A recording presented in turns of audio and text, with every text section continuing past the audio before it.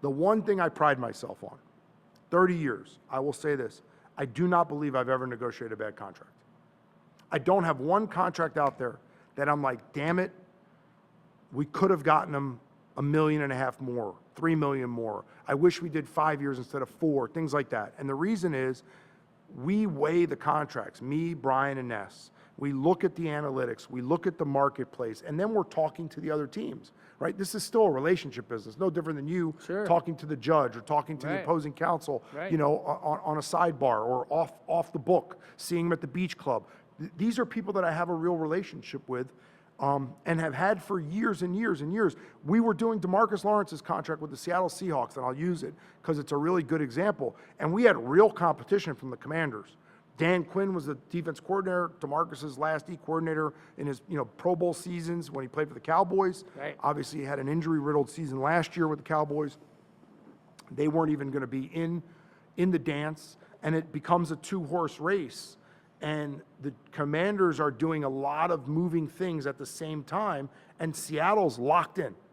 We're getting DeMarcus Lawrence. DeMarcus Lawrence is going to be a Seahawk.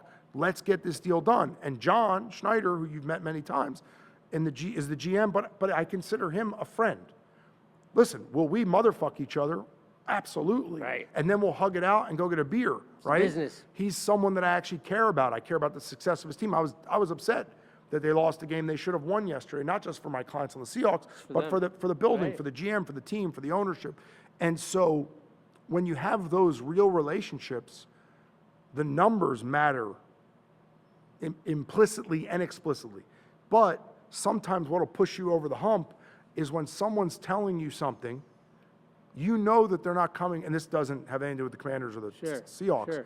You know they're not coming to you or coming at you from a true place of transparency. And repeated relationships with people not being fully transparent will determine future relationships and if I send my clients to them. If all things are equal, there are multiple teams that are on my, hey, they're over here list, because I know they won't do business with me and my clients in a fair, truthful, and upright manner. No different than you talking to a prosecutor and you're like, this guy's bullshitting me 13 times. There's not going to be a 14th, right? I'm not going to deal with these people ever again. That doesn't mean I can say, hey, I'm never going to deal with them, but they're not going to get the benefit of the doubt if all things are equal for the player. It comes to relationships and experience and your history with them.